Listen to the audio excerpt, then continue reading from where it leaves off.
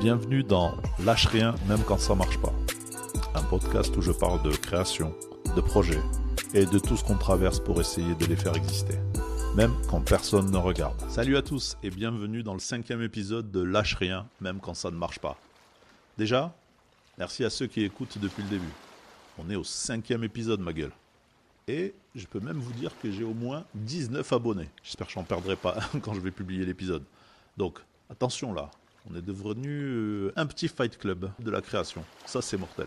Bon, c'est un petit fight club avec 3 bouts de ficelle, un micro, un café. Les fichiers audio, franchement, je les range un peu mal. Mais quand même, c'est intéressant. Et franchement, ça me fait plaisir. Parce que j'ai même un pote qui m'a dit que c'était devenu son petit rendez-vous du lundi matin. Et ça, c'est exactement ce que j'aimerais installer. Un moment dans la semaine où on parle création, projet, galère, motivation. Et cette bagarre un peu bizarre qu'on mène quand on essaie de faire exister un truc pour de vrai. Aujourd'hui, j'avais envie de partir d'une phrase qu'on entend souvent. Cette phrase, c'est « Vas-y, lâche rien, un jour ça va payer ». Et c'est une belle phrase. C'est encourageant. Ça fait même vachement de bien à entendre. Mais moi, la question que j'ai envie de poser aujourd'hui, c'est « Ok, un jour ça va payer. Mais avant que ça paye, qu'est-ce que ça me coûte à moi ? Qu'est-ce que ça te coûte en temps ? En énergie, en argent, en place dans ta tête, en moments que tu prends par-ci par-là pour les remettre dans ton projet. Parce que ne pas lâcher, c'est beau. Mais c'est pas gratuit. Et aujourd'hui, c'est de ça que j'ai envie de parler avec toi. Pas pour pleurer, encore une fois, mais pour regarder le vrai prix de la baston et comprendre comment on tient sans finir épuisé. Quand les gens te disent « un jour ça va payer, t'inquiète », je pense qu'ils le disent sincèrement. Ils veulent t'encourager et franchement ça fait du bien. Mais ce qu'on voit beaucoup moins, c'est tout ce que tu mets avant. Les moments invisibles. Le soir par exemple, quand tu as fini ta journée et que normalement tu devrais juste te poser. Mais non, tu retournes sur ton ordi, tu ouvres ton fichier, tu regardes le projet et tu te dis « bon, qu'est-ce qui fonctionne pas là ?» Et là, il n'y a personne qui te regarde. Il n'y a personne qui t'applaudit et il n'y a personne qui te dit que tu es sur le bon chemin. Tu es juste là, avec ton truc, ta fatigue et toute cette pression que tu t'es mise tout seul. Je crois que le premier coup d'un projet, c'est ça. C'est ce qu'on appelle le temps. Mais pas le temps joli et romantique, où tout coule tout seul, les cheveux au vent, le café devant la mer. Je parle du temps un peu sale, un peu dégueulasse. Celui où tu te demandes si tu avances vraiment ou si tu tournes en rond. Et ce temps-là, les gens, ils ne le voient pas. Ils voient le poste, ils voient la couverture, ils voient le moment où le projet commence à ressembler à quelque chose, ça c'est clair. Mais avant ça, il y a toute une zone qu'on ne montre presque jamais. Et c'est là que tu recommences une phrase, que tu reprends un design, que tu changes un détail qui paraît minuscule, mais qui te prend 2 heures parce que tu sens que c'est pas encore juste. Et c'est souvent là que le projet se fabrique, dans ces moments un peu ingrats, pas dans la lumière, c'est dans le temps que tu acceptes de donner avant que quoi que ce soit ne te revienne. Sur Palichan, j'ai eu plein de moments comme ça. Avec mon co-auteur Pili, on a repris les personnages, les designs, l'affiche, je sais même pas combien de fois. À un moment, tu cherches une fréquence. Tu sens que le projet est là, quelque part, mais l'image ne tombe pas encore juste. Et ça peut rendre zinzin. Parce que personne ne t'a demandé officiellement de passer ta soirée à reprendre un détail de silhouette, une couleur, une mèche, un regard. Mais toi, tu sens que si l'image, elle est pas bonne, le projet, il peut passer à côté de lui-même. Et c'est pareil avec la Bible littéraire. Je me souviens des moments où j'étais seul à reprendre le texte, à essayer de remettre de l'ordre dans l'univers, à me demander comment expliquer le truc sans que ça crève tout seul. Parce que c'est ça le piège. Tu veux que ça soit clair, mais tu veux pas tuer la magie, c'est super compliqué. Et tu veux expliquer le monde, mais tu veux pas le transformer en mode d'emploi Ikea. Donc tu recommences, tu relis, tu changes une logique, tu demandes un avis à tes partenaires, parce qu'à force, t'as plus le recul. Et pendant tout ce temps-là, tu bosses à blanc en fait. Tu sais même pas si ça va ouvrir une porte, s'il va se passer quelque chose. Tu sais même pas encore si quelqu'un va comprendre ce que tu racontes. Mais tu continues. Parce que tu sens que le projet, il a besoin de passer par là. Et ça c'est un vrai coup. Ça coûte. Pas seulement le temps que tu passes dessus, mais aussi l'état dans lequel ça te met. Cette espèce de pression invisible où tu te dis « personne ne me force à faire ça ». Mais si je le fais pas moi, le projet ne deviendra jamais ce qu'il doit être en fait. Et parfois, le coût, il est beaucoup plus concret. Là, on parle d'oseille. Je me souviens de la Paris Comic Con en 2016. J'avais pris une table en artiste allé. Je crois que ça m'avait coûté autour de 400 balles. À l'époque, j'avais pas encore Bataillon comme aujourd'hui. J'avais fait un petit sketchbook façon Moleskine, un petit bouquin avec mes dessins, mon univers, mes recherches. J'avais envie d'être vu, j'avais envie de me mettre dans le game et de me dire vas-y, je vais là où les choses peuvent se passer. Donc tu payes la table, tu imprimes ton bouquin, tu vas jusque là-bas, Tu passes ta journée sur place pour essayer d'exister au milieu du bruit. Et franchement, c'est pas simple. Parce que quand les gens ne s'arrêtent pas, toi, tu dois quand même rester ouvert. Tu souris, tu fais genre tout va bien. Et attends le prochain regard. Et le prochain petit signe. Le prochain, tiens, c'est quoi ça? Et parfois, ça mord pas beaucoup. Bon, j'ai vendu quelques exemplaires, mais je suis pas du tout rentré dans mes frais. Sur le papier, c'est à perte. Je vous le dis direct, c'est mort. Mais en même temps, il se passe un truc. Ce jour-là, j'étais à côté d'Alex Sinclair, le coloriste de Jim Lee et de Scott Williams. Et Jim Lee, pour moi, c'est une légende. Les X-Men, Wildcats, Batman, Hush, c'est une partie de mon ADN comics. Donc, je vous laisse imaginer comment j'étais. Donc, moi, je suis là avec mon petit sketchbook, mon stand, mon stress aussi, et à côté, tu as des mecs qui représentent carrément le monde que je regardais de loin, depuis des années. Et à un moment, je discute un peu avec Alex Sinclair, je lui paye un café, il m'achète un donut. Franchement, c'est très sympa. C'est pas grand-chose, mais c'est très sympa. Et pour moi, c'était vraiment énorme. Parce que là, pendant quelques minutes, je n'étais plus juste le gars qui essaye de vendre son bouquin dans son coin. J'étais au contact du truc, du vrai truc, du monde qui m'avait fait rêver. Et c'est ça qui est bizarre avec ces projets. Financièrement, tu peux te prendre un mur à 180, RIP Paul Walker. Mais humainement, tu peux repartir avec une énergie de malade. Tu rentres chez toi, tu as perdu de l'argent, t'es fracassé. Mais tu te dis quand même, j'ai vécu un putain de truc aujourd'hui. C'est pas une réussite au sens business, mais dans ton parcours, ça compte. Ça te remet une pièce dans la machine. Je crois qu'il y a deux types de coûts dans un projet. Il y a le coût visible, celui que tu peux presque mettre dans un tableau Excel, même si ça fait mal. La table à 400 boules, l'impression, 400 boules, le déplacement, l'essence, etc. Le logiciel pour pouvoir dessiner, se déplacer au salon, tout ça, ça a un coût, tu payes, tu vois l'argent partir, tu fais la grimace, mais au moins c'est du concret. Et puis, il y a le coût invisible, celui qui rentre dans aucune facture. Là, entre Bataillon et Palichan, ce n'est pas le même délire. Avec Bataillon, le coût visible arrive très vite.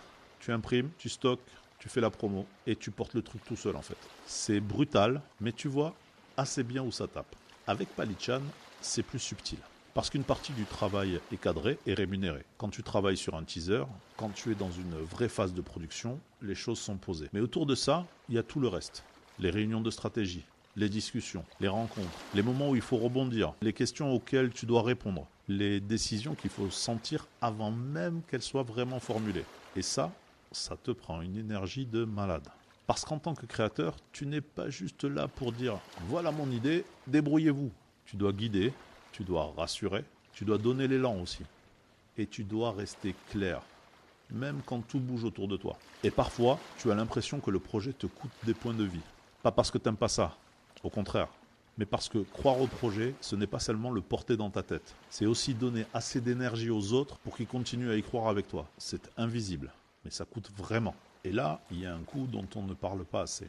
Le coût sur ta vraie vie. Parce qu'un projet, c'est pas seulement un fichier qui reste tranquillement dans ton ordi. Ça rentre dans ta maison. Ça rentre dans ta tête. Et parfois, ça rentre même dans la manière dont tes enfants te regardent. Mon fils, parfois, il me dit que je travaille trop. Et en vrai, il n'a pas complètement tort. Mais ça pique un peu quand il me dit ça. Parce que je sais qu'il y a une part de vérité. Moi, j'ai l'impression de faire des efforts. J'essaie d'être là, j'essaie d'aller les chercher à l'école. J'essaie de couper ma journée. J'essaie de revenir bosser plus tard quand ils dorment, quand la maison est plus calme. Et eux, ce qu'ils voient souvent, c'est leur devant l'ordi en fait. Et ça, c'est un peu dur. Parce que toi, tu te dis que tu fais ça pour construire quelque chose. Mais un enfant, il ne voit pas forcément ça. Il voit juste que tu bosses encore. Tu te poses une vraie question. À quel moment ta passion devient trop lourde pour les gens autour de toi? C'est pas une question confortable, mais elle est importante. Parce que quand on aime, on ne compte pas. Ça, c'est une phrase dangereuse en fait. En vrai, il faut compter. Pas pour tuer votre rêve, ça c'est sûr. Mais il ne faut pas tout cramer autour en fait. Et je pense que c'est aussi une question d'âge, de moment de vie. Quand tu as 20 ans, tu peux parfois tout mettre dans ton projet. Tu dors mal, tu manges n'importe quoi, tu passes tes nuits dessus, tu dors sur une paillasse et tu récupères comme par magie parce que ton corps il est encore sympa avec toi.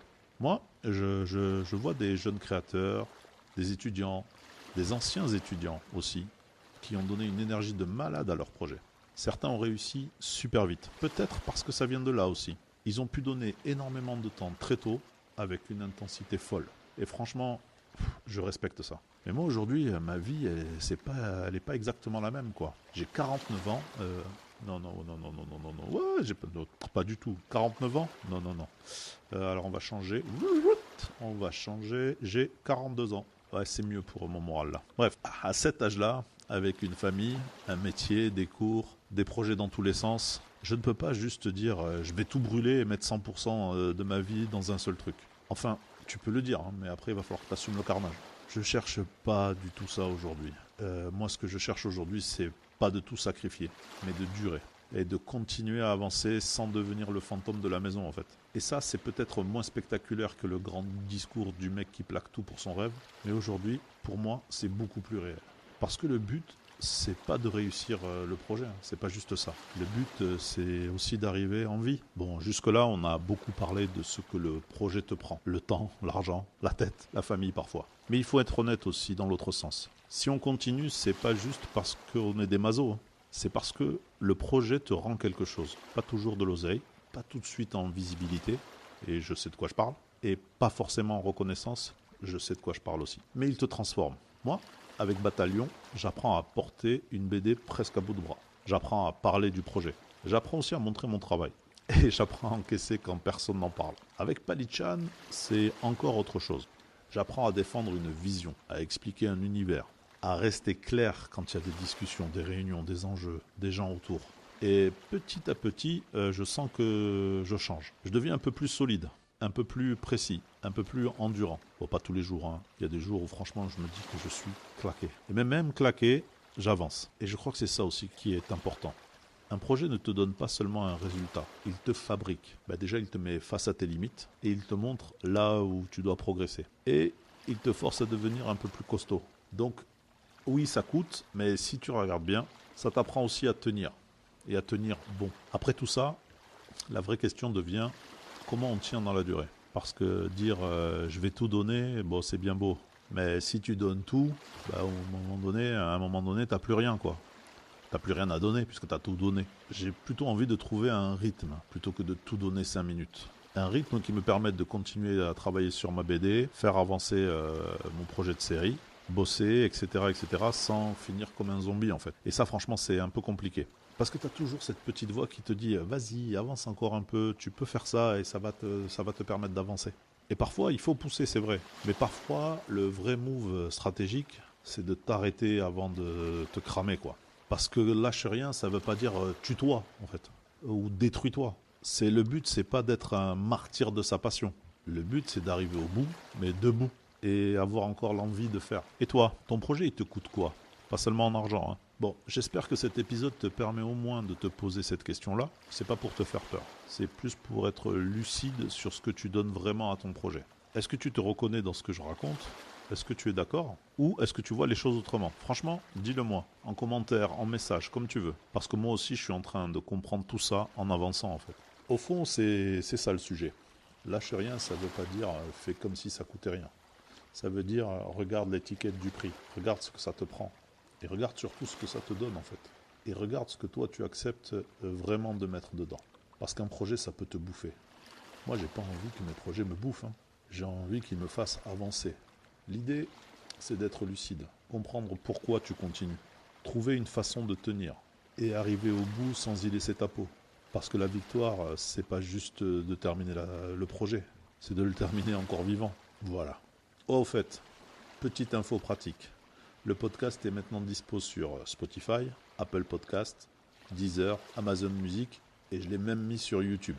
Donc abonnez-vous là où ça vous arrange, partagez si ça vous parle et on continue. Et pour finir, parce que la semaine dernière je ne l'ai pas fait, excusez-moi, mais la petite reco de la semaine, j'ai enfin regardé Primal de Genndy Tartakovsky. Franchement, quelle claque. Bon, c'est une leçon de mise en scène, de rythme, de pose, d'action, de personnages qui racontent énormément sans parler. Bon, le travail du studio La Cachette est impressionnant sur ce projet. Bon, la série, elle prend aussi un peu des libertés assez folles avec son univers et ses époques, mais c'est aussi ce qui fait sa force. Elle ose. Si vous aimez l'animation, la BD, les références évidemment aux comics américains, à Jack Kirby, à John Byrne, etc.